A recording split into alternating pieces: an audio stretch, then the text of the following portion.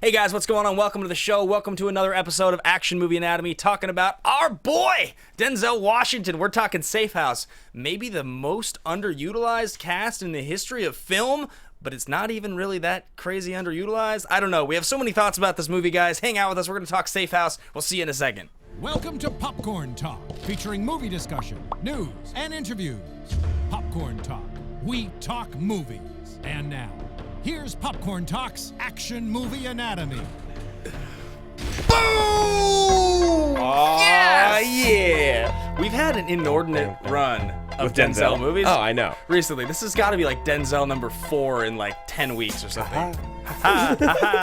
Yeah, because we did Magnificent, then we're doing Safe House now. We did Training Day, Magnificent, Unstoppable. Safe House, Unstoppable. I feel like there's one other Denzel movie. Look, man, when you're Denzel and you're that good, you can't help it. He's so good. He's so good. Guys, welcome to the show. Welcome to Action Movie Anatomy. This is the show where we talk about action movies on the Popcorn Talk Network, the online broadcast network dedicated to talking movies and all things movie-related. Today, we're breaking down another Denzel classic. We are. And classic's an interesting word to use. everything he's in is a classic. This is true. This is true. So yeah, guys, this is how it breaks down. We cover action movies on this show. Those action movies adhere to 4 basic rules. Rule number 1, the hero always plays by their own rules. He's the villain, but he's basically also the hero. Like, Yeah, Tobin Frost. yeah, Gleason's definitely like the real villain. yeah. Yeah, I think it's a hero pairing, except like not even, because it's just like Denzel gets to be the best character. Yeah, it's definitely one of those things where we always talk about how in certain movies they'll play.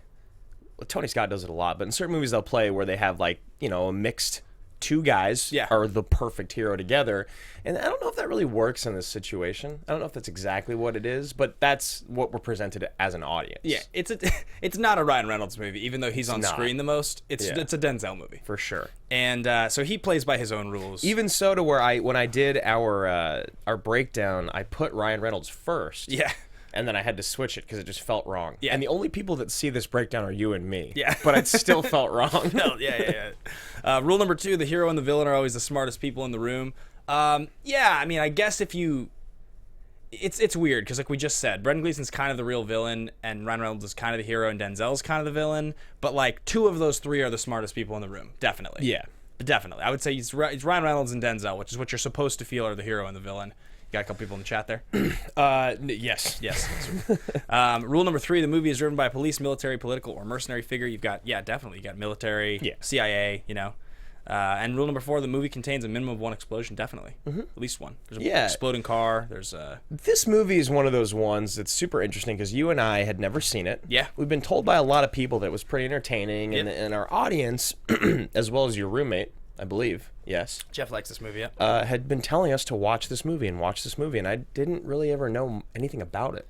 Yeah, this is definitely one of those interesting ones. There's a lot of inspiration for this show and segments and things we're going to talk about that all kind of come from this movie and where its placement is. It's a really fascinating movie in the sense that the 2 guys in it, when it came out, where they were, so star profiles is going to be great. And also that like this movie should be a much more relevant movie than it is, and it's just not. It even made enough money that it should have been more relevant. Yeah, definitely, for sure. Like all the way across the board, like you've got people at the peaks of their career. Let's just get into the conversation. Yeah. Let's start off with the trailer here, and we'll check it out, which I don't remember the trailer at all. So guys, before we just get into that, if you do want to follow along in the conversation, you can find Andrew and I, as well as the podcast on Twitter. I'm Ben Bateman Media. You can find me at Andrew Ghai. And of course, we are on Twitter at AMA Podcast.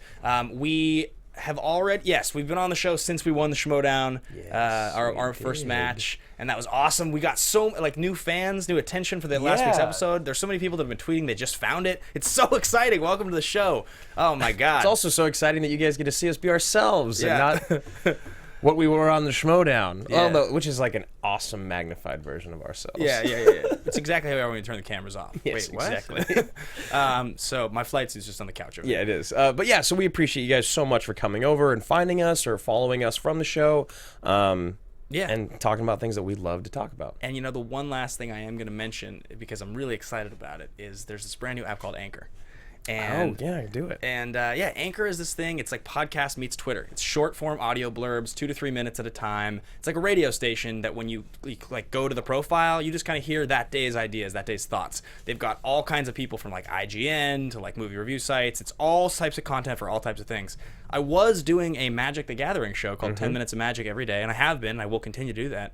And I'm going to be launching a movie show. What? I'm launching a daily movie show. It's just basically about awesome movies. There's a cool format. It's going to be a lot of fun. I'm not 100% on the name yet, but I'm between a couple things. It's going to launch tomorrow. So download Anchor. Follow me on Twitter. Download Anchor, the app. It's so much fun, and you guys will love it. And I'll talk about it more on the show here. So once you're on Anchor, they just like look for your name, or like they'll be able to find you pretty easily? It'll be the name of a show. So I will announce that show. I think it's going to have something to do with fist pumps, probably. But yes, definitely. Go to my Twitter at Ben Bateman Media, because I'll be announcing the show and promoting the crap out of it. Yeah, and it'll just be like a fun way to. I mean, Ben and I literally we just sit around and talk about movies all day long. Yes. We play movie trivia, text each other all day long. So it's just kind of like a quick insight every single day to just kind of like what we talk about. All kinds of cool stuff. Yeah, Andrew will be guesting on. It'll be all my movie friends will be on it, so it's going to be super fun. I can't wait. Anchor, it's a great app. You can like call in with your thoughts. I can post your thoughts on my station. It's great. Awesome. Anyway, let's get into the trailer for Safe House. He was one of the most brilliant Been here a month. Happy operatives birthday. I've ever had, until he went rogue. He's responsible for the deaths of multiple agents. This guy's just not going to walk into an American consulate without good reason. Denzel's like, yeah, I can play that character. Yeah, that'd be easy. Like, show him that. 37 applicants, every one of them with more field experience than you. How am I supposed to get more experience? I'm staring at 4 walls all day. This is Weston. We have a last-minute reservation. Oh my God. That's Tobin Frost. Tobin Frost. Oh my God, that's Tobin Frost. Oh my God, that's Robert Patrick. Yeah. Incidentally, the same cinematographer as the Bourne movies. Oh my God, that's the same cinematographer as the Bourne movies. Number one, you are responsible for your house guest. Perfect. I'm your house guest. They're here for me, but they want me alive. You don't kill. Time's a wasting. You don't kill. Tick tock, tick tock, tick tock, tick tock. Hey! Get in. You serious? Yeah. Get in the truck! To a king to a guy. Safe house has been compromised. Follow protocol. Protocol? There's no protocol for this! What's a guy to a non-believer? Don't believe in. Who's after us and why? I think you need to consider how your safe house was attacked in the first place. That house was a secure location. Whoever crashed it, they were invited. Someone told them, someone you know. You're not gonna get in my head. I am already in your head. Hands on the mausoleum floor. Blood stains the Coliseum floor. It's like Working together? Even the sky is a feast. I think Weston's turned. it's like a basic enough trailer with good enough people that I would have been totally intrigued to watch this movie. And I think I did see the trailer when it came out. Blind, or you can open your eyes.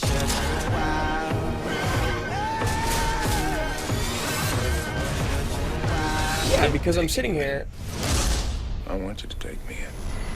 I can't even finish my sentence because I want to watch this movie. Yeah, completely. Like, I want to watch this movie. There's several things about the movie that trailer sells well that don't actually happen in the movie. Yeah. One, Absolutely. Was that car jumping at the end? I don't remember that. There's a chase earlier in the movie. But the first one is that like Denzel seems like so much more like top of his game, badass villain Denzel in the trailer than he actually does in the movie. Yeah. I mean, we always write here, that there's like a joke that we'll always write under length here because in the beginning because for some it's just there. It's been there in our outline since we started the show. It starts with action movie anatomy, and then it says length, movie, director, and year, and I have no idea why we put length in, and it's stayed there for almost 100 episodes. Yeah, and we just put a joke in every week. We usually put a joke, and it's sometimes inappropriate. And this one is just Denzel phoning it in because like he's totally serviceable, but just completely unmemorable. I like want to get into thesis statement right now. Okay. Like, I want to jump right into it because I think this is a super interesting conversation. I think there's a lot of thesis statements to be had, and I think I'm excited about mine. Yeah. Okay. So like one of them is what you're talking about. Is like maybe this is the best, like the greatest example of Denzel just phoning in a film. Yeah. You know, and then like the other one is like this is the biggest waste of 2 A-list actors in their prime. Yeah. Mine, I think. Oh, the other one is that we've talked about this so many times, and I think you said it on John Wick 2 maybe, when you were like, this movie shows, or Jack Reacher, I don't remember, you're like, this movie shows that we as creators and as an audience have no idea what the formula is to make a good action movie. Oh yeah, it was anymore. John Wick. It was John Wick. Yeah. Which I think is perfect for this as well. So with all those being said, which I think any one of those could be just as good as my thesis statement that I'm using, is that this film shows exactly what happens when there's no heart in movies. Yeah, it's so funny because it's, if you look into the making of this movie and all the details that got this movie made, and you read about it, you watch the interviews, and I did a lot of them. This was one of the top blacklist scripts of unmade scripts. This was, the director wanted to sit down with Denzel and work on the character. They sat down for 3 months writing this together. Like, Denzel doesn't get a credit, but I mean, basically, like, he was very familiar with this project. This should have been legit. This came out the year after Green Lantern, so it should have been like Ryan Reynolds was just right there. They were both right there. Yeah, sometimes things, I think Flight was the same year. I think he got an Oscar on for Flight this year. Sometimes things just don't add up. Yeah, and this is one of them where I think, and that's why I don't know, like you say, it doesn't add up. What is the missing part of this equation? Where did we forget to carry the one? And that was the heart. That's the heart. There's no heart in this film. No one loves the character they're playing. Ryan Reynolds might. I think Denzel, I think he likes his character. Loves, like really attached to. There's there's just something missing. 100%. And I think my thesis is going to give us a little bit of somewhere to jump from. And again, like Vera Farmiga, Brendan Gleeson, these people are all great actors. Yeah. This has an incredible cast. So I think that this movie is the best example, or one of the greatest examples, of what happens to a film, blacklist script, A-list actors, Oscar winners, Oscar nominees. Yeah. When there's just no heart. So I'm going to do something a little different here, because what you just talked about as far as that goes and what my thesis are going to do are going to take us directly into actors' profiles. That's fine. And I think we'll get to all of the games and things right after we do that. But I thought about this a lot. I had a lot of the similar theses as the ones you just shared. Yeah. And this was the one that stuck with me, because we have a thing written down right here that we're going to get to, and it's the reason it leads into this is that section we call "Don't Be So Dramatic." Why do some actors have such a hard time being taken seriously dramatically? Because it's no secret, Ryan Reynolds has struggled to be taken seriously as a dramatic actor. Absolutely. Even though he's a good actor. So my thesis statement is that Ryan Reynolds is the highest profile movie star doing drama without a dramatic hit to his name. Ryan Reynolds is the biggest. Yeah. And this movie makes me think of it because exactly when it came out. So I'll put that into context for you guys. If you're just listening or you're watching and you're trying to think what exactly that means and who would this compare to. So take the other segment we just mentioned, right? Why do like some actors struggle to be taken seriously dramatically? And I'm talking like A-list actors. Yeah. Think about, McConaughey is a great example of a guy who really did struggle for a while. He was in a lot of stuff, but early in McConaughey's career, he was at least in some movies. I mean, I think you look at any of those guys in the 90s that were just put as heartthrobs. Yeah. Most of them never break out. McConaughey was able to change it finally, but it took him into his 40s, well into his 40s before he was able to do it. Mm-hmm. Reynolds, if you go look at Reynolds' career, so let's just start right here, okay? Change Up is 2011. That's the movie with Jason Bateman. It's funny enough. It's fine, yeah. He's just playing Ryan Reynolds. Green Lantern, 2011, one of the bigger superhero flops in recent memory. And Buried, which is a Redbox movie. Which I've heard is actually pretty sweet. I really wanted to watch Buried. Yeah, before the show, just to get going. No. I just wanted to watch it when it came out, and I just never got around to it. I was in college, or just finishing college at the time, so like my buddy and I it just looked awesome. Like, and it was a Redbox movie, right? It's a Redbox movie. It's just him on screen in a box. So let's just put that in context for a second. 2009, he's got The Proposal. The Proposal might be Ryan. Yeah, that might be his biggest hit. I mean, aside from now, obviously he's bigger. But like, let's cut him off at 2015. Mm-hmm. Let's cut him off before like he's in this new phase of Ryan Reynolds. Okay, so wait, you're talking The Proposal, because the other movies that you look at with Ryan Reynolds are Waiting and Van Wilder. Those are the two. And Just Friends. Yeah, kind of. Yeah. I mean, you and I love that movie, but a lot of people don't know that movie. Well, I think it came out the same year as Waiting, so and I think it was made a lot more money. Waiting, but Just Friends. What was the other one I just said? Oh, Van Wilder. Van Wilder. Yeah. So if you go all the way back to the beginning, Ryan Reynolds is a TV actor. He got his first job on a show called 15 when he was 15 in 1991. Jesus. The guy's been working forever. So he's like not someone who's. I mean, he didn't get those movies we're talking about. Van Wilder's 02. He'd been working consistently on many television shows for 11 years. And Freaks and Geeks, not Freaks and Geeks, Two Guys, a Girl in a Pizza Parlor. Right. Like, he did that show for 3 years, and then that ended, and he did Van Wilder. So, if you look at his career path, 02 hits, he's already been in the game for 10, 11 years. He's made tons of money. Van Wilder was, like, the first time that he really hit that college audience at the right time. And he found his perfect, like, sarcasm or whatever, his delivery, thing. Whatever it is. In a movie, people saw it. Yeah. 2004 is both Just Friends and Waiting.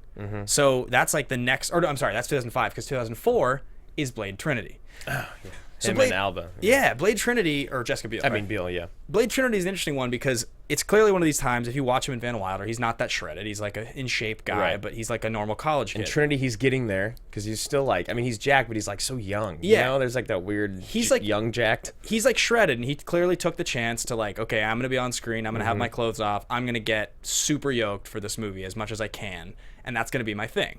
And Ryan Reynolds, for a little while, was the body guy. That was his thing in the mid-2000s. So you keep watching as the career is developing, and he's showing up in movies.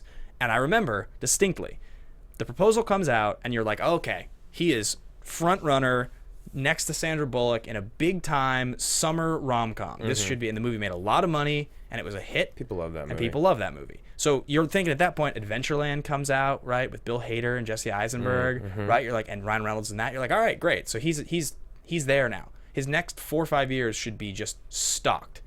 This weird thing happened, though. The world didn't want Ryan Reynolds to be a leading man. They just didn't. You look at all the movies that came out around then that he tried to be dramatic. The Nines, Chaos Theory. Like, he did all these movies that just no one gave a shit. Well, it was just such a weird thing because Ryan Reynolds has gotten to this point where, like, no one wanted him to be anything. They didn't want him to be like the young hot guy. They didn't want him to be like the smarmy, quirky, like funny guy that was like kind of an asshole. And they didn't want him to be dramatic. They just didn't want him, which is why he basically just got married and took a break. Wolverine Origins comes out, and they seal his mouth shut in the second half of the movie. I mean, that's another one where you're like, okay, Ryan Reynolds, he should be a star for playing Deadpool, except they only give him like a couple minutes of screen time. Right, and with the character who is made to be heard. To be heard, right. Yeah. That movie comes out. The literal follow-up to The Proposal is Buried, a Redbox movie with him by himself on screen. Like, somebody didn't do their job. So then 2011 hits, right? We're getting up to the point now. Green Lantern comes out. We're all thinking, okay, great. So this is Blake Lively. It's Gossip Girl. Yeah. It's Christoph Waltz. He just won an Oscar. Ryan Reynolds is the star. DC's making the push. They're following up the Batman movies. Total flop. Total flop. Complete Not a good movie. and total flop. Yep. Like, it's unbelievable to me that he's managed to actually become a true A-lister now after all this happened, because then the change up, Safe House If it weren't for Deadpool, he wouldn't. No. Like, there's literally nothing. I mean, you can, with a lot of actors, you can go back and find the one movie that really did stuff for them. Yeah. And with Ryan Reynolds, it's harder to say, was it Van Wilder or was it Deadpool? And I think now that we're older, you say it's Deadpool because you look at the rest of his career, he's going to have a chance for 20 more years. Whereas Van Wilder gave him a chance for 5. Yeah, I think in this phase, like where the kind of movie star he's in, with Life coming out this weekend, it is Deadpool. That's the movie that did it. That movie looks so sweet. Yeah, Life looks great. Yeah. So, and then you look at Safe House and you think to yourself, all right, Safe House in 2012, this should have been the movie. Like this is built to be the movie. Yeah, Blacklist script, Denzel, you're the lead. It just should be. But that's again what I was talking about with my thesis. It just. What happens. Compare him for a second to Chris Pine, which I think is a pretty safe comp for the time. They get a lot of the same roles. Chris Pine's follow-up to Star Trek was Unstoppable, a similarly like underloved movie with Denzel, with a younger star that's supposed to tag along. And Unstoppable is regarded by most people as a pretty quality action movie. They like that movie. People like Unstoppable. It did well. Yeah. No one gives a shit about Safe House. It made money. It's just like no one remembers it. It's like this just sort of like amorphous, like lifeless movie. It's just hilarious to me. And I think, so my thesis statement that Ryan Reynolds is the biggest movie star going for dramatic roles that doesn't have a dramatic hit. I don't know I mean, Life might be a hit, and it's an ensemble movie, and maybe it will be. Yeah, and Smoking Aces wasn't a hit, and he was like, it was an action movie, but he was dramatic in it. Yeah, I think I can agree with that. Yeah, because then if you start to try to think who else could you compare to him, that's what that segment's supposed to be. I couldn't think of anyone else. I couldn't think of a single. That else has like that career. I couldn't think of a single other handsome leading man who's that funny and has worked for that long, and was like a comedy guy, had tried drama over and over again and just failed at it. R.I.P.D. I mean, these movies are just like maybe Shia, but he's too young right now, and people kind of love him as a dramatic actor. Like they kind of do, but it's the same thing where yeah. I bet Buried was sweet. I bet it was good. It's true. We didn't watch it, you know. All right, so let's move on. Let's move on to our, I guess, fist pump. You want to do fist pump now, or you want to do? Well, you want to just cover Denzel? You want to finish this? Okay, yeah. Denzel's real quick. So yeah, Denzel, his spot is a little bit different. We've covered 2 of these 3 movies. It was so weird. Like I've covered Denzel so many times, and going back and looking at his IMDb this time, for some reason, I was like, God, he really took a big break. He just slowed way down. He just slowed down big time. Like 1 movie a year. Yeah, so 2009, he does Taking a Pelham 1, 2, 3, which I love. Yes, we know. 2010, he does The Book of Eli. Which is horrible. I've never watched it. It's very bad. Big flop. Yeah. And the Hughes brothers, right? It's the guys that directed Dead Presidents and Menace to Society. Yeah, it's just one of those movies where it's like, you put Denzel in a role to be such a badass. Yeah. And he wasn't. Yeah. And how is that ever possible? How can you not make Denzel Washington a badass? Yeah. You know. And then Unstoppable in 2010, which I'm a big fan of, and he literally took a break. He didn't do a movie in 2011. I can't remember, but there's a point in there. It might have been 8 to 9, or maybe he skipped 8 or skipped 11. But there's years in there where he just didn't do anything. Yeah, that's interesting. I mean, he's been working forever. There's a whole earlier part of that guy's career that like we are pretty big Denzel fans. Yeah, and the entire 80s to early 90s is like not really something we ever talk about. Yeah, it's I mean, if you guys know from watching us on the Schmodown, like, I mean, you wouldn't know yet, but for movie trivia, like the categories that are on that show, like 70s and 80s, it's so weird because you and I watch so many movies and we talk about movies so much, but you just can't put in the work for something you weren't born for. You know what I mean? Like, it's hard to soak it up like we do with these movies that come out now. Agreed. So, I think with Denzel, this movie not being a hit for him is like makes a little more sense because Two Guns is like I think the next year and it's kind of the same thing, but the fact that they had paired those 2 guys together at that moment for Ryan Reynolds is the surprising part. So anyway, we're gonna step it back now to the stuff that we usually start the show with, some fun stuff, and we're gonna get into fist pump moment because so if you guys are watching or listening for the first time, fist pump moment is that moment something happens, you just kind of look around, you want to be like, are you seeing this right now? This is so sweet. Watch that again, rewind it. That's so fucking awesome. Yeah, I rewinded mine for sure this time. Yeah, I wonder, it can't be the same one. Mine's like way too esoteric. It probably is. It's probably not. I mean, it's probably not the same one because mine's kind of weird too. So my one where I'm just like, yeah, it's fist pump in an action movie was right when Ryan Reynolds puts on the seatbelt and crashes into the car in the parking garage. Like, that car chase was actually really sweet. It's actually a really good car chase. Yes, agreed. And like him and Denzel fighting and the way that it ends, and like there's so many things in this movie with like how intelligent Ryan Reynolds is that are good, that like make sense, like the way he gets away and like his idea to put on a seatbelt and crash, and like he owns it. He really embodies his character, but still something was missing. But so my fist pump though, and it's also my favorite line, but it's when he's sitting in the chair and he's like, you need 600s. Yeah. He's like, what? He's like, those are 375s, right? You need 600s. He's like, what are you talking about? And then Robert Patrick says the guy's name. I can't remember his name. He's like, blah, da, da, da, da, lasted for 20 seconds. Yeah. Denzel's like, yeah, you had 600s though, didn't you? Like that moment where I'm like, what is... He's about to get waterboarded and he's telling them why he's going to be okay. He's so calm. He's so calm. And then he gets back up and he's like dying. He's like, how long was that? Do you know that he actually waterboarded him in filming? Really? Multiple times. He'd do 2 or 3 seconds at a time in filming. He wanted to really do it. You know what? I would do the same thing. Yeah. I 100% would. Yeah. Like, I'm not going to die. I just want to know what it's like. It's got to be so savage. It'd be horrible. Horrible. So my fist bump moment, this is like funny to me because I was like struggling the whole movie to really like latch on to one thing. Yeah. That moment you're talking about is definitely sweet. I was close to that one because anytime Denzel's being Denzel, it can just, his Denzelishness, as they say on the Denzel Washington podcast, can just be the thesis. You're going to torture me. Yeah. All right. But my fist bump moment is in that, like the shootout in the like little shack at the end, and Denzel comes back to save Ryan Reynolds and like kill the dudes, and he's hiding behind like a door at the end of the hallway, and he dashes across for a second to shoot one of the guys. Oh yeah. But he doesn't dash. He just walks slowly. He like walks at normal pace and then shoots as he's walking. Yeah. And I'm like, Denzel must have like, because he does it. I was like, are you kidding me? I was like, Denzel's probably like, he's like, I'm not gonna run. This character doesn't run. He's calm. He walks calmly and he shoots. He's like, no, he would go as fast as fucking possible because they have guns, like machine guns. Yeah. Like, no. It's like, no, of course not. He's gonna walk calmly and shoot. That's like what he does. That's so funny. And I was watching it. I was like, of course, man. It's so funny because I had another one that was just like that. It was a super weird moment. It was during the first car chase. It's like they're crashing into each other. They're banging into other cars. It's like a fucking movie Hollywood car chase, right? Yeah. Halfway through it, the guy chasing him's like, put on my silencer. Yeah. What? Your silencer in the middle of a car chase in the middle of a town. You're worried about your gun being loud? Yeah. Yeah, I thought that was fucking great. It was awesome, yeah. They died. So that's the fist bump moment, guys. If you have any fist bump moments or thesis statements of your own you want to share, tweet at us at MMA Podcast or leave them in the comments. We always love to know what you think. Tobin Frost does not run. No, Tobin Frost does not run. And speaking of Tobin Frost. Tobin Frost. So, guys, we've made comments in the past to the sweetness of certain characters' names. Memphis Reigns or Axel Torvalds. Axel Torvalds is so that's good. That's a good one.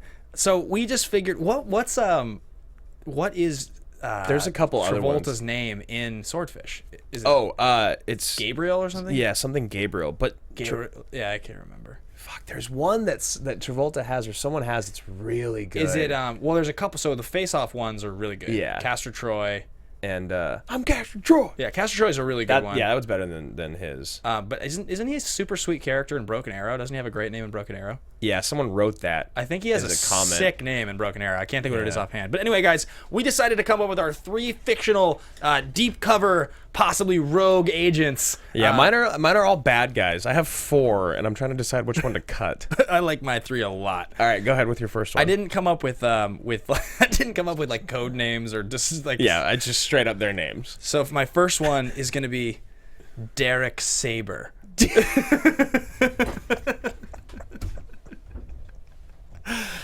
It could just be a porn star name. Derek Saber. Derek Saber. Or Sabers. I thought Derek Sabers, but Sabers seems a lot more porn to me. I almost feel like this one just is one because it's so good. This one is Alistair Sinclair. Alistair Sinclair. Does he spell it funny? Like Allistor? He's got to. Or like Alistair Sinclair. Yeah. Yeah. That's pretty. Sinclair. I like Sinclair. I also like St. Clair. Alistair St. Clair. Alistair St. Clair. Those are both capital good. S-T. Okay, all right. What's your next one? My next one is Jackson Lazarus. Codename The Laser.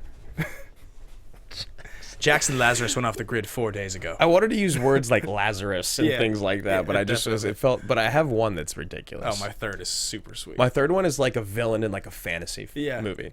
I got my other, so I had 2. I couldn't decide between. There's Edgar Killian. Oh, Killian's and really good. Simon Drake. I don't know why I like Simon Both Drake. Both are great. Simon and Drake. And Slade is a good one to use too. Slade.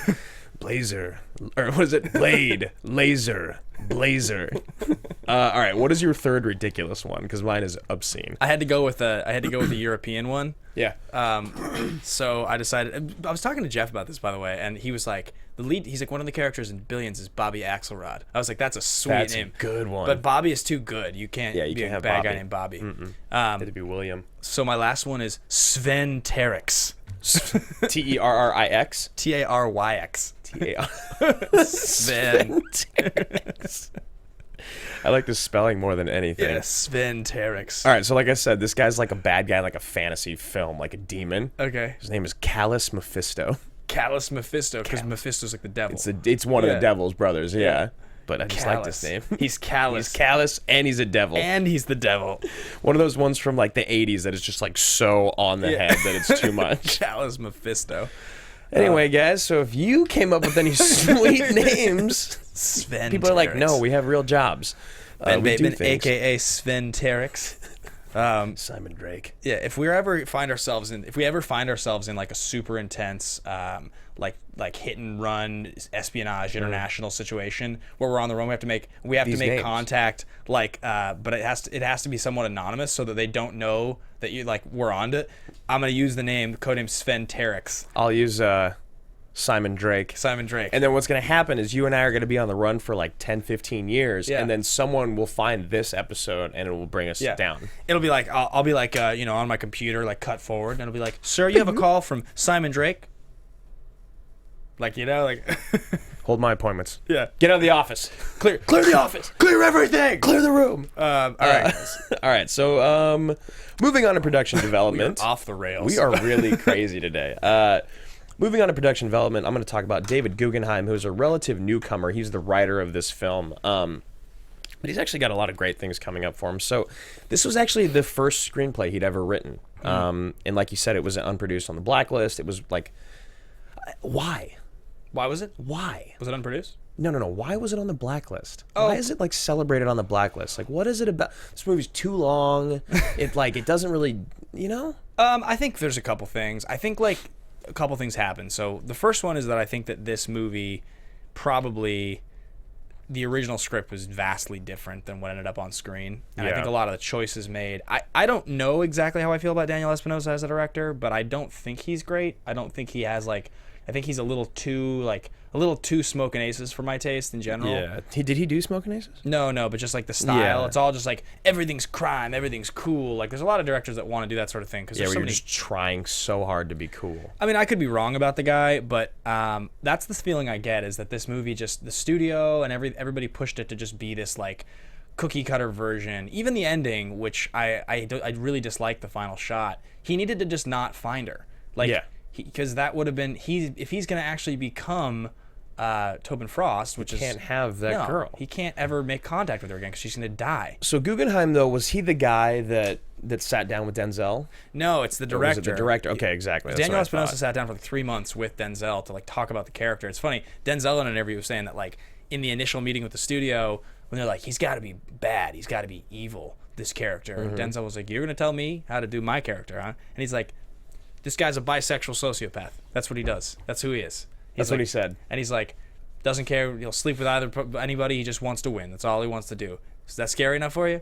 And then he was like, I think in earlier versions of the script, they played the bisexual thing a little more, but I think they chickened out. They chickened out. Yeah. I think they got rid of it. Too early. That's great, though. So Guggenheim, he got his start with this as a screenplay, but he was known for doing Stolen, which I can't remember much about that film. It's a Nick Cage movie, isn't it? Yeah, it is, but I don't know anything about it. He's on the cover kind of like this. Yeah, of course he is. He's got the good old Wesley Snipes pose. And then he's got Exit Strategy, which is a TV movie, but the big thing for him is that he's the creator and writer of several or almost all the episodes of Designated Survivor, that Kiefer Sutherland show that's actually pretty popular. So right now he's working on Safe House 2. Yay. And Bad Boys for Life. Okay. So he's writing Bad Boys for Life, huh? Yeah, he must be partnered up with someone. Yeah, he must know our buddy. Yeah, so that's David Guggenheim. Not much else to talk about with him. So, all right, this movie is directed by Daniel Espinosa. Espinosa is a young Swedish director. He only had a few credits. His big first credit was a film called Easy Money. It was a Swedish film, broke records for like most admissions in Sweden that year, 2010. It actually stars Joel Kinnaman, who... I didn't know, because Joel Kinnaman's in this movie as a small part, and everybody saw Joel Kinnaman as Rick Flag in Suicide Squad. And dude, it's so that name, Joel Kinnaman, last night I finally just had to ask. I was like, this fucking guy, he's been in everything. Because I turned on my TV right after this was over, and Child 44 was on. Yep. And he's in that with Tom Hardy. Yeah. And then he was in a preview for another movie last night for a movie I was about to watch, and I finally was asking my buddies, like, who is this guy? He's like, Joel Kinnaman. Yeah. I was like, I know who he is, but he's blowing up. I looked up, because my first thought with Joel Kinnaman is the same thought you and I have every time there's like a handsome white guy who's getting work. Is like, well, he's kind of scrappy looking. Who is this guy? And I started to look, and he's the star of Easy Money, but he also, there's like a Swedish film franchise that he's the star of that he was in like 9 movies over there. Okay. He's been in tons of stuff, and he's a big deal over there. He was in the top 3 running to be the star of Mad Max Fury Road. He was in the top 5. He was like the runner-up for Thor. Like, there's a big movie I'm thinking of that I just saw him in. It's driving me crazy. Was he in one of the Avengers? He wasn't, was he? He's in Suicide Squad. Suicide Squad. Yeah. Okay, that he's must in be Night what of it is. Cups, the Terrence Malick movie. He's like, he's just this guy who's like breaking out right now, but he's been pretty clear that he doesn't need to take American work. He's like happy to work in Sweden. Yeah. He's not going to take American work just to take it. So anyway, he's in Child 44, which is also directed by Espinosa. That's the movie that he did after Safe House Before Life. And I only watched the last little bit of it, so I don't know if it was good or not. I didn't watch Child 44. Yeah, I haven't seen it. But basically, yeah, Espinosa was pretty clear that like he wanted to come over and do American movies. He started getting sent a lot of scripts for Safe House around the time that his movie Easy Money was showing well at Berlin Film Festival. He read like 40 scripts, decided to do this movie, and really wanted to go with a studio that was going to treat him like Greengrass had been treated when he came over to do the Bourne movies, because he felt like his soul, as he said, had been kept as a director, as a foreign director. Right. And so it's just funny because there's definitely a part of him that like feels like he is a little bit Greengrass-ish, For sure. but a little less raw, a little more cliche. Yeah, and like it's hard to call Greengrass innovative anymore because the whole thing has been overdone, but he was innovative at one point, whereas Espinosa has not been. The most interesting thing about Espinosa, to be perfectly honest with you, is his age. How old is he? At 34, he directed this movie. He directed Safe House at 34. He did Child 44 2 years later, and he's got Life coming out. He's not 40 yet. Look, man, we got 6 years, okay? We can do a lot in those next 6 years. So, yeah, he's like, definitely got to work with some pretty crazy casts. Tom Hardy and Gary Oldman in Child 44. Obviously. It's so interesting to see how, sorry to cut you off, but like how he's going to do with Life, because Life looks so different than what he typically directs, and it looks like such a good film. Not to say that he doesn't make good films, but Child 44 didn't feel like this either, but what he'd done up to that point, they all feel very similar. Yeah, I mean, my perception of Life prior to the, a few months ago when the trailer first showed, I think it was during a sports game, I looked it up and like saw, he's the guy that directed these movies. Like, I'll temper my expectations a little bit. So, but then you look at the trailer. He's also so young, and it's like I wonder if it's going to be really good, and it's just that we're going to look back on his first few movies, and they're going to be like serviceable, and he'll just get better and better. I mean, you look at the people that kind of hit it big young, and a lot of them. I mean, not like super young. I mean, P.T. Anderson's an exception, but like they do grow exponentially. Yeah, you look at even Nolan. I think Nolan's a great example because you look at his first 5 movies, and like each one of them gets a lot by better. the 5th one you're like, that's an Oscar movie. Yeah, Fincher's like that. Fincher got better and better and better. Yeah, for sure. So produced by Scott Stuber. This is funny. He's the associate producer on Volcano in '97, and then he doesn't have an actual credit for almost 10 years.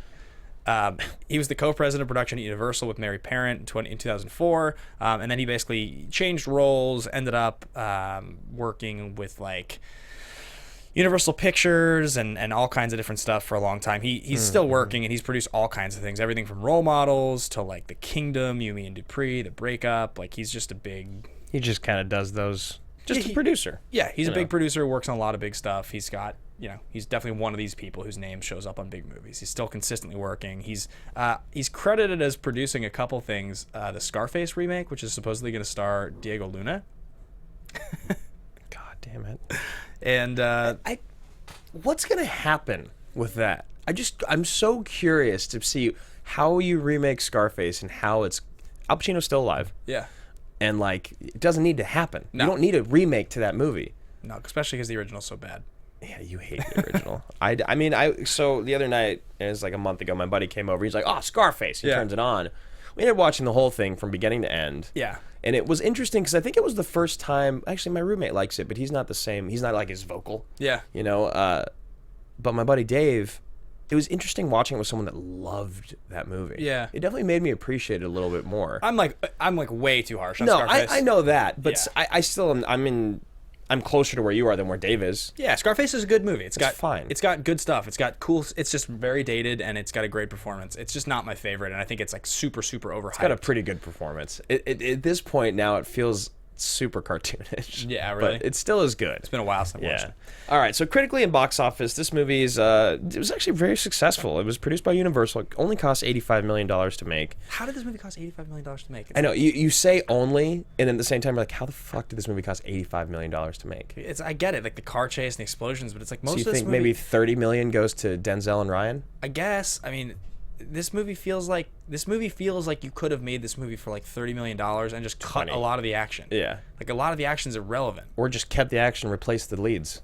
Yeah. Yeah. Did you see the list of the guys that were up for Ryan Reynolds' role? This is something I thought was really interesting. Well, it was big. Huge. Right? It was like 12 different guys, and I can't remember all of them offhand, but it was like, I started thinking to myself, because of my thesis with Ryan, like, he's good. He's actually very good in this movie. He actually does a good job. And I was trying to talk to you about, and that's one of the reasons I want to watch Buried, is Ryan Reynolds does such a great job, and you see it at the end of Smokin' Aces, where he's just like, I mean, that's why he ends up in Smoking Aces. It's the same thing. He gets fucked over by the government. He gets betrayed by his own government, who he works for. So I think that was just, he has this like look of being betrayed that's so good. Yeah.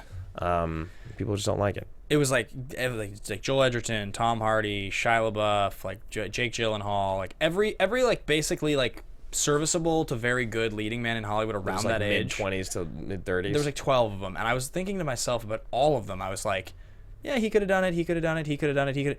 The role like ultimately is good, but like it doesn't require Ryan Reynolds any skill set that Ryan Reynolds has. He was just slotted in. Yeah, and that's another thing is that these two roles. I mean, since Denzel is Denzel, he can say things like, "No, yeah, I'm going to do this." Right. But Ryan Reynolds can't at that point. Denzel had a green light clause in his contract to do this movie where he could basically they tried to fire the director over creative differences, and he was like, "No, he's finishing the movie." Denzel said that. Yeah, he's like, I'm not going to finish unless he finishes the movie. It's in my contract. And they're like, all right. Yeah, exactly. Got it. So back to what I was saying. Universal, $85 million. It was released in February of 2012. So people weren't really... I mean, another thing, after doing the show for so long, you really learn what studios think movies are going to do. Yeah. And that's why they release them when they release them. This was not going to be an Oscar movie. This was not going to compete with summer blockbusters. This is just something to watch earlier on in the year. It made $126 domestic, an additional $81 worldwide for a gross total of $208 million. Yeah, it's pretty successful. $200 million. Like, Mercy, can we throw up, please, the box office graphic of top Ryan Reynolds movies?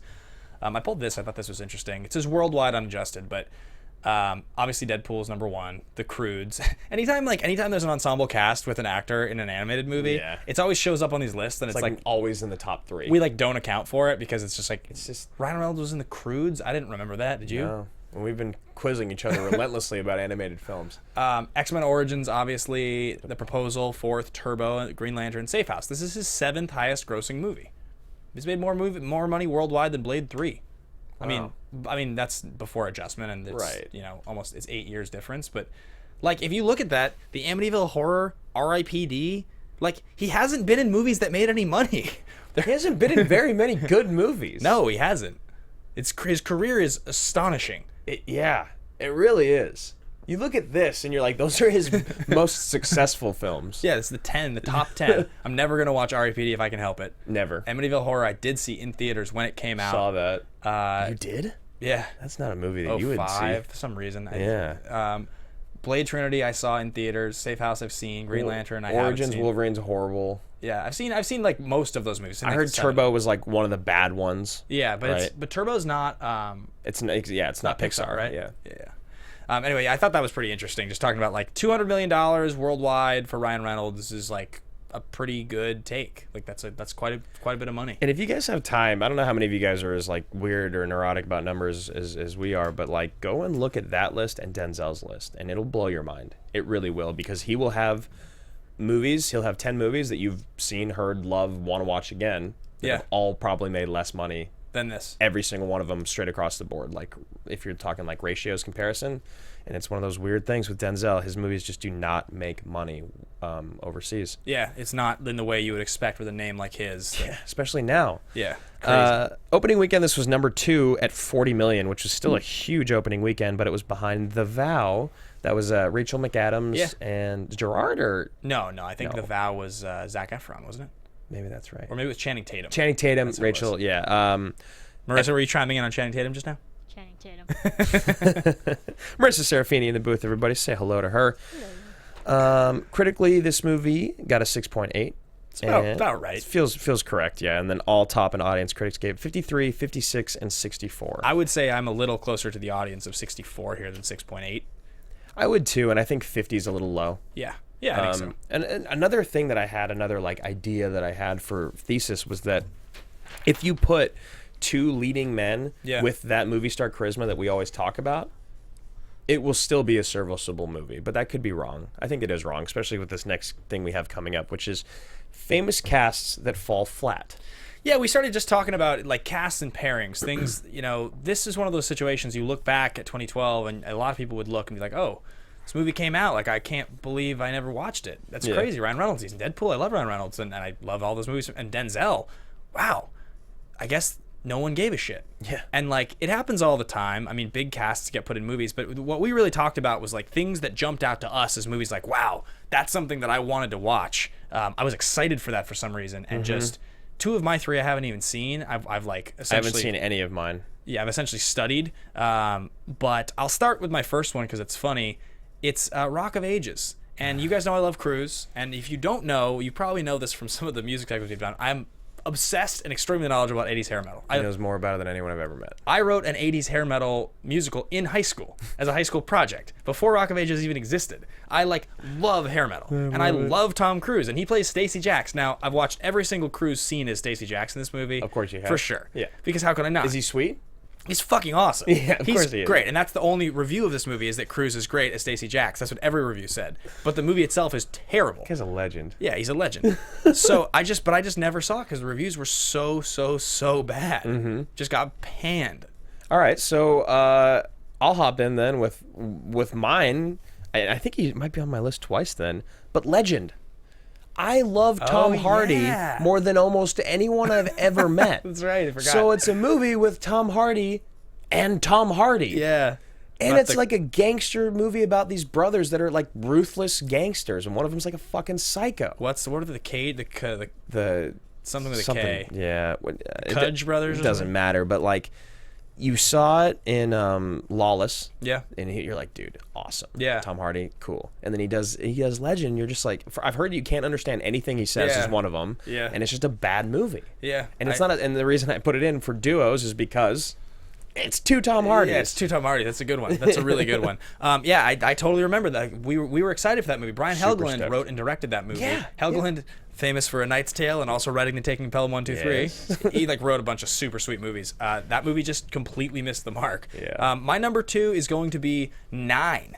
The follow-up film Daniel Day-Lewis made to There Will Be Blood. One of my favorite movies. An incredible performance. Still to this day, I think it might be one of the only movies I haven't seen that he's in. Yeah, I've seen almost every movie he's ever done. Rob Marshall directs. He directed Chicago. This is the most obligatory, let's throw this movie a few Oscar nod bones movie I've ever heard of. Yeah. Because the cast is, you're pairing Day-Lewis with Nicole Kidman, Marion Cotillard, like the year before I think it's the same year she's in Dark Knight Rises. And it's a year after Inception. Like, Penelope Cruz, like it's a fucking huge cast. It's just like, give us an Oscar now. And this movie, like, I can't think of a high-profile musical that I've ever heard of that like, came and went more than this movie. No, you can't. You can't, because it is without a doubt, unarguably, that Daniel Day-Lewis is the greatest male living actor right now. Yeah. Even if you think other people are more talented than him, there's no one that does what he does, where he does a movie once every couple of years, he always gets an Oscar nod, and if he doesn't win, you're kind of like, how did he not win? He did 3 movies between 2007 and 2012, and he won Best Actor for 2 of them. Yes, exactly. Like, this is what he does. And, like, someone that's that careful with how they pick movies comes and does a movie that's bad, it's unbelievable. Unfathomable. It's crazy. Especially considering Chicago won Best Picture in Yeah, 2003. you've got the whole formula's there, but again, I think it could be there was no heart. I didn't see it, so I don't know. Yeah, I don't know. It's just, but it's one of those ones when you think about it, you're like, oh yeah, that movie exists. Yeah. So my next one is The Drop. Oh yeah. Also Hardy. With Hardy. I've seen this movie. And I haven't. Yeah. So I don't know. But from what I've heard, from what you've said and what everyone else said, you got Hardy and Gandolfini. Yeah. Like, that's all I should have to say is Tom Hardy and James Gandolfini, and you should be like, I want to watch that movie. It's good enough. It is. It's good enough. It's entertaining enough. Like, I enjoyed it enough. It's got Fred Armisen plays the cop. Okay, so maybe I should have used Criminal instead, because I've been seeing parts of Criminal on cable. Bad. And someone recently said that they think we liked it, but I just think it just doesn't work for me. And you've got Oldman and Costner. Yeah, and it's a sweet cast. I think Reynolds is in it too. Reynolds, yeah. So, okay, what's your next one? Your last one? My last one is Righteous Kill. And this one, honest to God, Righteous Such a good Kill one. might be the most egregious ever. Yeah. Because De Niro and Pacino were in 2 movies together prior to this, ever. They were in Godfather Part 2, which won Best Picture, and they didn't have a scene together. Yep. They were in Heat in 1995, one of the most revered crime movies ever made, one of my 5 favorite movies ever, and they have a single scene together, and it's a great scene. But that was like a really big deal. They had a scene together. I mean, like, you talk about De Niro and Pacino together, and they literally embody a generation of great actors. Completely. They're like the 2 guys. Flash forward 13 years, they make this fucking movie, Righteous Kill, which, by the way, I don't know if you guys remember the movie 88 Minutes. It's the same director. Is it? Yeah, they're both like Righteous Kill is actually so bad that when you're seen it. I saw it in theaters. When I'm telling you, it was I know, so excited. I know, Pacino, and I was so pumped up. Wow. It came out, and I was like, I'll tell you why I saw it too.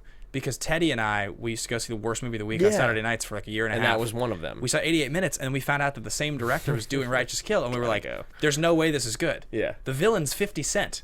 Like, there's no way this is good. The villain is 50 Cent. Or he's not, I think he's one of the characters. Right, but still, it's like, that's a good point. It's a good arguing point. That movie is appallingly bad. Really? It is, like, you'll laugh out loud and turn it off. That movie we could do on the show and we'd laugh our asses off. Righteous Kill to me is that's the biggest flop in the history of this. So my other one is Gangster Squad.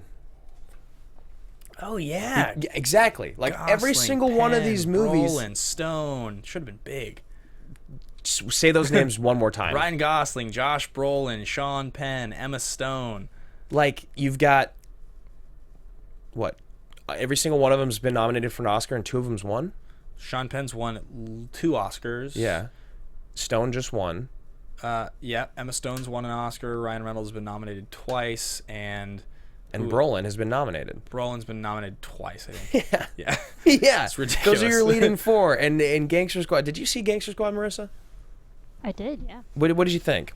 I enjoyed it, and I'm not really into the gangster mob kind of movies, but I thought the action and the drama and the thriller aspect of it was great. And, like you said, it's all leading cast members. Yeah. Okay, so and this is I want to speak to this because this is a point with The Drop and Gangster Squad.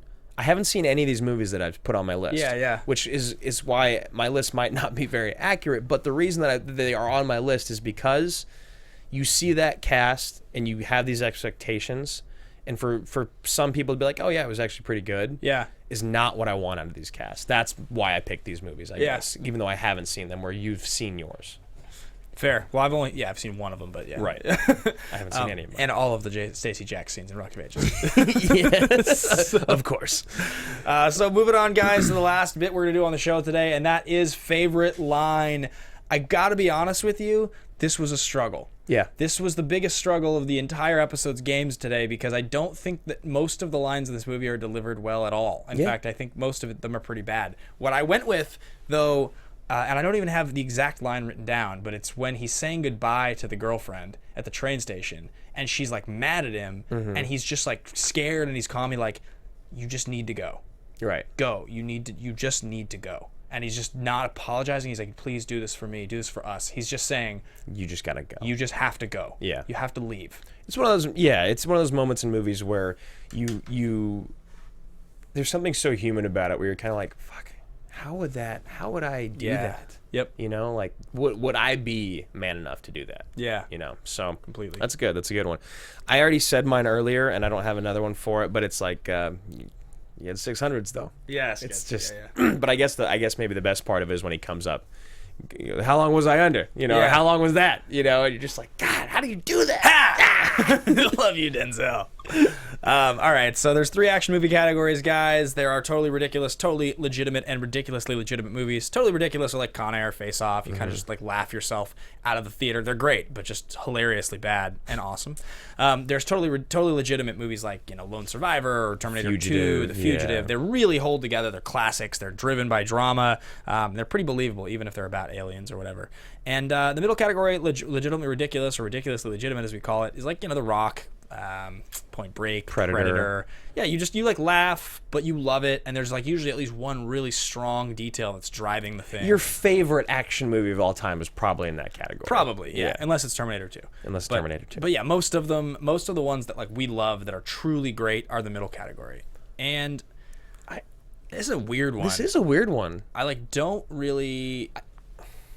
Do I call it totally legit? Because it feels right. Yeah, I didn't laugh once. The closest thing to laughing I got was like just the Denzelishness. Yeah. Yeah, you know what? I think the Denzelishness, the walk-by shot, and like both of them getting shot and coming back, getting shot and coming back, you're going to die, you're going to not. Brendan Gleeson getting blown up and then coming back and shooting Denzel. Like, yeah. I guess there's just enough in it. Yeah. Or maybe there wasn't enough in it for me to believe it. You know what I mean? Like it was either one of the two. So I think I have to put it in the middle category, which is kind of weird. I'm gonna go totally legit, and not every totally legit movie is the best movie. It's just, this is just a good and entertaining movie. Just because something's believable doesn't mean it's good. Yeah, I just don't think there was enough in this movie that knocked me off that I felt like I need to put it in the middle category. Yeah. So that would be my assessment. There's only one part of the show left, guys, and that's going to be called The Pitch. And I had no idea. I don't know. So excited. I'm so excited. I'm so excited. I just did this because I literally just did this because somebody tweeted at us yesterday or today and said, "Hey, going through old episodes, listening to the Mortal Kombat episode, totally hilarious. You guys need to do Anaconda." And I was like, you know what? You know what we do? Why the fuck haven't we done Anaconda yet? I was like, we're at this point in the show, we're getting close to 100 episodes. Yeah. And like we haven't done Anaconda yet, which is one of our favorites. It's like the most quotable movie. I know. Yeah. I mean, not to mention, my girlfriend's in Barcelona for the next 5 days. We have a dude's weekend coming up to get wasted and watch Anaconda. This is perfect. Yeah, it's gonna be a great. I can't wait. Great way to spend the week. You guys just lived a little closer. You can come hang out. All right, so Anaconda next week, guys. At AMA Podcast, tweet at us your hashtag AMA question. Let us know what you want to know about Anaconda. What you want to know about Anaconda? Yeah, or maybe it's just our favorite line to repeat. I'm so excited. Guys, thanks for watching. Thanks for listening. And once again, check out the Anchor app. Download Anchor on your phone. I'm going to have some sweet show. Follow me on Twitter at Ben Bateman Media. If you want to know the name of it, I'll be tweeting it out in the next 24 hours. And you guys can find me at Andrew Ghai on Instagram and Twitter. You can find me here every Wednesday for this show and every Friday for the Unproduced Table Reads, starting at about 10 a.m. on Pacific Standard Time on Friday mornings. Sweet. Yeah. Thanks, guys. We'll see you soon. Bye. From producers Maria Menounos, Kevin Undergaro, Phil Svitek, and the entire Popcorn Talk Network, we would like to thank you for tuning in. For questions or comments, be sure to visit popcorntalk.com. I'm Sir Richard Wentworth, and this has been a presentation of the Popcorn Talk Network. The views expressed herein are those of the hosts only and do not necessarily reflect the views of the Popcorn Talk Network or its owners or principals.